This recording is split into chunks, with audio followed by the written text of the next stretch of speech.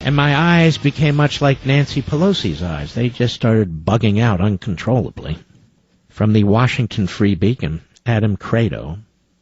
A senior member of the Muslim Brotherhood was recently hosted at the White House for a meeting with President Barack Obama, prompting an outcry from critics of the global Islamist organization. Have you heard anything about this, ladies and gentlemen? Anas al-Takriti, if that is her name, or his name, a top British lobbyist for the Muslim Brotherhood, whose father heads Iraq's Muslim Brotherhood Party, recently met with the president and vice president, the dumbest vice president in American history, Joe Plugs Biden, as part of a delegation discussing problems in Iraq. Al-Takriti, whose work has also been tied to Hamas, which is a terrorist group, can be seen smiling in photos published by the White House as it's a he, as he stands next to Iraqi Parliament Speaker Osama Yabadabadu, who is pictured shaking hands with President Obama in the White House's Roosevelt Room. If you want to know how to get to meet the president in the Roosevelt Room, I guess you need to be like a top lobbyist for the Muslim Brotherhood. They seem to get in there a lot. The meeting was first highlighted by the blog Harry's Place. The Obama administration has been criticized for its outreach to the Muslim Brotherhood. And keep this in mind, Obama supported Morsi over there in Egypt. And now he attacks the military that had the good sense to get rid of the Islamo-Nazis. But I digress. President Barack Obama greets Speaker Osama al-Nujafi, or whatever, Iraqi Council of Representatives, after he drops by Vice President Joe Biden's meeting with the Speaker in the Roosevelt Room of the White House. Read the White House's photo caption, which clearly shows al-Takriti standing to the right side of the Iraqi.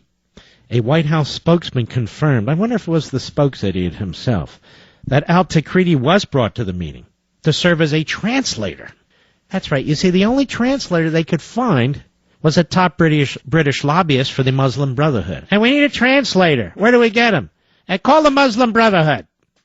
Now, just so you folks know, and most of you do, the Muslim Brotherhood is like the middle of the wheel from where all the spokes come out, including Al-Qaeda. It's the mother of all terrorist operations. The meeting focused on ways the United States can help local Iraqi leaders combat al-Qaeda. Oh, sure, and I'm sure the Muslim Brotherhood's very concerned about that. This afternoon, President Obama joined Vice President Joe Biden's meeting with Iraqi Council Representative Speaker Osama Yabadabadu, and a delegation of Iraqi parliamentarians read a January 22 statement issued by the White House about the meeting. Both sides reaffirmed the importance of the strategic partnership between the United States and Iraq. So we have this important strategic alliance. Let's stop playing games. Obama's already surrendered up Iraq.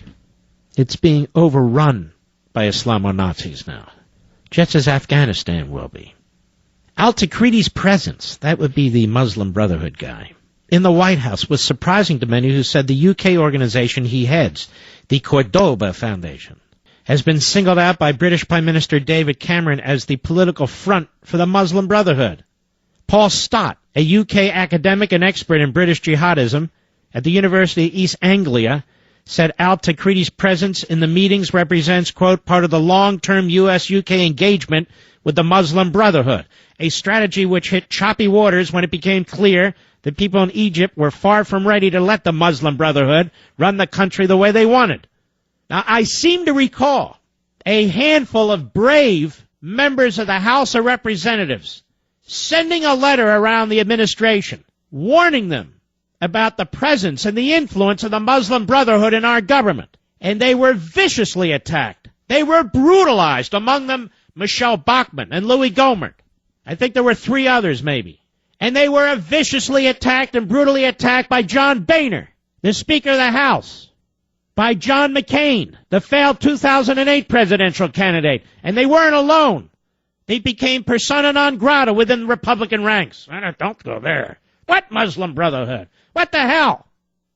Now we have here an academic, an expert in British jihadism, University of East Anglia, says that the U.S. and UK have had a long-term engagement with the Muslim Brotherhood.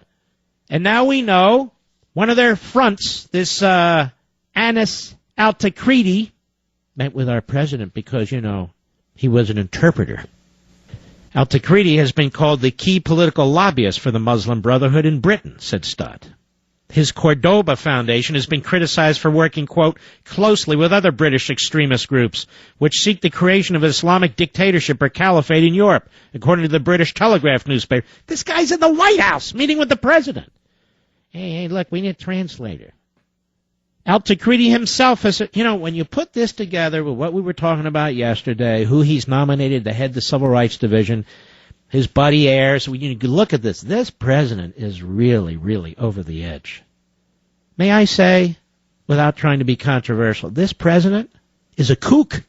He's on the far left radical edge. He's a kook. I'm not saying he's not shrewd and clever. I'm not saying he's not effective at what he's trying to do, even though he's an incompetent. I'm saying he's a radical kook. He's a fanatic. He's a zealot. So when you call me, why does he do this? I'm telling you why. He doesn't look at the world the way we do. Somebody from the Muslim Brotherhood comes into the Oval Office, they should be arrested on the spot. But no, they get through Secret Service security. They get a badge and a pass. They come into your White House. Now, this Al-Takriti formerly served as a spokesman for the British Muslim Initiative, BMI, a group that has been singled out for close links to Hamas. And BMI's founder and president, Mohammed Swalhala, did I mispronounce your name? Oh, I'm so sorry, has served as a senior military operative for Hamas. Al-Takriti himself has stirred controversy for publicly backing Hamas and advocating that Iraqis use any means and methods to free themselves from occupation. And he's defended the Muslim Council of Britain's 2007 decision to boycott Holocaust Memorial Day. He referred to the group's position as a principled stand. Can anybody ask Obama about this? No, you can't get near him. Even the radical left journalists, not most of them, but a couple of them. This Jill Abramson, the radical left managing editor or executive editor over there at the New York Times, this is the worst presidency. We can't cover the guy. But Obama's proud of this one because these are his own photographers putting out the pictures. This wasn't a secret meeting, This was a controlled media event and a meeting that they wanted the whole world to know about. Of course, dumb Joe's sitting there. He doesn't know what's going on. He barely has his finger in his nose. Hey, what? Oh, okay, good. But anyway, Obama knows exactly what's going on. Let's face it, folks. When the history's written about this country, the 8 years of Obama, it's going to be a very, very low point. And our children and our children's children and their children are going to be looking back on us and asking, what the hell did you do? What the hell were you thinking? From foreign policy to domestic policy. From amnesty to the debt. Everything in between, everything north and south. Look what you've done to us. No generation has done this, one to the next. None. We took an extreme rabble-rouser radical off the streets of the great city of Chicago and made him president of the United States. And this is what's happened. And nobody even blinks that this radical was in the Oval Office with the president and the vice president.